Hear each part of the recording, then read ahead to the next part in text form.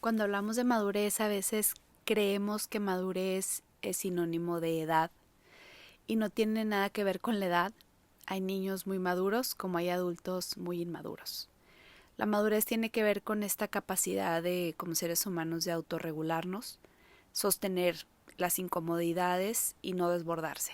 Prácticamente eso es lo que va a hacer que alguien se note que es una persona madura emocionalmente.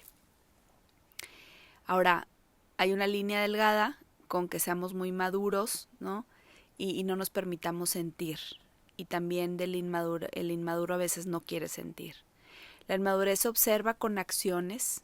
Hay una muy clara indicador de una persona inmadura, que es querer culpar a alguien, a algo, para no responsabilizarse de las acciones. Si tú giras a tu alrededor y observas conductas de alguien que no se hace cargo, que no acepta que se equivocó, que no acepta que se le salió de control esa situación, pues es un indicador de inmadurez, ¿no? Claramente cuando las personas no saben qué hacer con lo que sienten, pues obviamente que no se van a poder hacer cargo de lo que sienten. Hay personas que ni siquiera pueden reconocer cuáles son sus emociones y entonces eso va a empezar a desencadenar que no saben ni cómo se llama, menos qué voy a hacer con esto que siento, menos no aventarlo para afuera, ¿no?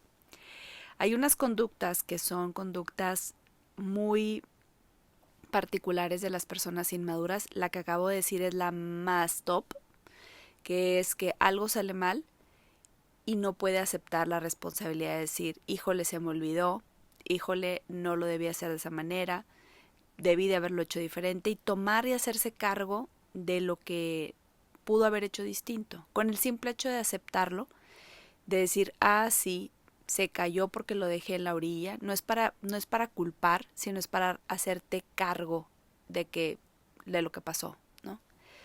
En los trabajos es muy común que las personas se echan culpas, ¿no? Es que este no me lo dio, pero entonces yo tampoco le dije, y hacer ver esto desde otro espacio y reconocer y decir, a ver, ¿cuál era mi parte? Y acepto que esta era mi parte y lo pude haber hecho diferente, para la próxima lo haré distinto y ya. Eso es un indicador de alguien maduro, ¿no? Las conductas de inmadurez, ahí voy a decir algunas. La primera, la primera lo que acabamos de decir, la segunda son personas que interrumpen porque no están presentes, están interrumpiendo, se están adelantando porque no saben escuchar, y entonces el no saber escuchar hace que están pensando en cómo contraatacar o cómo contestar a lo que tú estás hablando, pero no están presentes. Entonces, si alguien interrumpe, es un indicador de inmadurez emocional, porque no sabe sostener la presencia, no sabe estar presente, no sabe gestionar ese espacio incómodo de querer hablar. La justificación es que casi siempre justifican diciendo que interrumpen porque luego se les va a olvidar. Yo a mis pacientes les digo que lo escriban lo que van a querer decir después, para permitir estos espacios de escuchar, porque si no es como no me puedo hacer ni cargo del momento, imagínate. Segundo, obviamente no dejan hablar. Es todo el tiempo estar justificándose, todo el tiempo estar interrumpiendo, todo el tiempo estar demostrando, queriendo decir, y es personas que no permiten estos espacios para poder hablar. Hablan pasivamente agresivos, como no saben hacerse cargo de lo que pasa, entonces quieren echar la culpa a los demás y entonces empiezan a gestionar desde esta pasivo-agresividad. Dicen indirectas y no se hacen cargo, en lugar de tener estas conversaciones incómodas de manera directa, decir, me siento incómodo por lo que pasó, me siento incómodo porque el día que tú dijiste, esto es de maduros, hablar desde la claridad, desde la transparencia, sin evadir, afrontando. Eso es de personas claramente maduras, que están listas para aceptar los siguientes retos, para reconocer sus errores, para reconocer lo que no se hizo como aparentemente se tenía que hacer.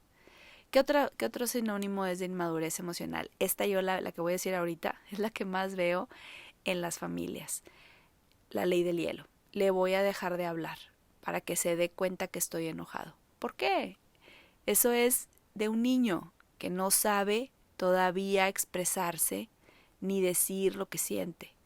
Dejar de hablar no es una solución a una situación. Al contrario, tengo que resolver el silencio más lo que tengo que resolver. Dejar de hablar es evadir, es no querer afrontar, es no saber autorregularme en el momento, no saber qué hacer con mi explosividad, no saber bajar la ira. Es como que no lo puedo hacer, entonces me voy. Es válido enfriarse desde la conciencia, decir, tengo que tomarme unos minutos para enfriar mi cabeza, para no dejarme llevar por el impulso, dame chance, ahorita regreso, y te enfrías, obtienes claridad. Pero dejar de hablar días, semanas, no tiene sentido. Esto es un sinónimo de una madurez emocional. Los últimos dos que tengo por aquí es que sacan el pasado comúnmente, como no han hablado, como evaden, pues sacan el baúl de los recuerdos. Claramente es un indicador de que la persona no sabe autorregularse, no ha trabajado eso que está ahí en el pasado y lo tiene que seguir sacando. Cuando vienen pacientes con exceso de pasado, con historietas, a mí me gusta ir cerrando esas historietas. Y hay una fórmula rápida para cerrarla, es la aceptación. Aceptar que eso tenía que ser de esa forma porque así fue, porque así sucedió, no puede ser de otra manera. Entonces o lo aceptas y tarde todo el tiempo que quieras, porque si no lo vas a seguir sacando, como creyendo que eso algo tiene que ser diferente o tuvo que ser distinto. No, así fue porque así tenía que ser. Ese es un express para no dar la vuelta por todos lados. Y la última, que creo que ya la dije entre parafraseo, que es que las personas que son inmaduras emocionalmente evaden conversaciones incómodas. Luego voy a hacer un episodio ya he hecho algunos de intimidad emocional, pero la importancia de tener conversaciones incómodas es lo que hacen que las relaciones se fortalezcan. Las conversaciones incómodas no son un ring de batalla. Las conversaciones incómodas son esos espacios en donde cada uno va a hablar desde lo que siente con la intención de buscar una solución a alguna problemática. Primero tienes que detectar el problema, el que lo va a hablar, decir, ok, voy a hablar de esto y voy a hablar desde lo que yo siento, no desde lo que tú tendrías que hacer. Esas conversaciones incómodas a veces necesitan un referee, necesitan un árbitro, necesitan un mediador y por eso vienen a terapia, con la intención de que el terapeuta sea el mediador. No lo hagan en sus casas con sus hijos, no inviten a un hijo ahí porque es meter a un hijo en una relación, no, más bien háganse cargo, intenten hablar de forma responsable, observen cómo se sienten cuando tienen estas conversaciones incómodas. Necesitamos hablar más, expresar más, tener más claridad. Yo invito a mis pacientes a que primero escriban de lo que quieren hablar, primero traten de resolverlo ellos antes de decirle al otro, y si ya no queda de otra más que hablar, ok, hay que proponer una conversación incómoda. A mí me gusta mucho cuando yo tengo conversaciones incómodas decir que esta va a ser una conversación incómoda, que nos vamos a sentir incómodos porque nos vamos a decir cosas que nos hemos estado guardando o cosas que yo estoy creyendo que te va a doler. Por ejemplo, tuve en terapia una paciente que me decía que a su esposo tenía mal aliento. Parece una cosa simple, pero esto hacía que ella no quería tener contacto físico con él porque pues tenía mal aliento, ¿no? Entonces, ¿cómo le hago? Y sin dañarlo y sin hacerlo sentir mal, pero eso me está impidiendo que tenga contacto y entonces se está enfriando la relación. Claro, ¿cómo le hago para decirlo? Entonces yo le decía, escríbelo y dime y díselo como te gustaría que te lo dijeran a ti. Y lo escribió, sentó a la, ay, me hubieras dicho antes, tal vez tengas un problema en el estómago, ve con el dentista, todas esas cosas. Por eso les decía posibles soluciones. No nada más es decir la queja, es invitar a la otra persona a decirle que hemos sentido que nos estamos distanciando porque no hay un acercamiento, porque creo que tienes algún problema y eso hace que yo me aleje y entonces me encantaría que lo resolviéramos, en que te ayudo. Pero son temas que a veces no los tocamos porque creemos que vamos a lastimar, pero estamos lastimando desde nuestro espacio donde no nos estamos haciendo responsables, ¿no? Recuerda algo que es para cerrar. Una persona inmadura no puede darte lo que tú estás necesitando ni lo que estás pidiendo, porque no le alcanza ni para él.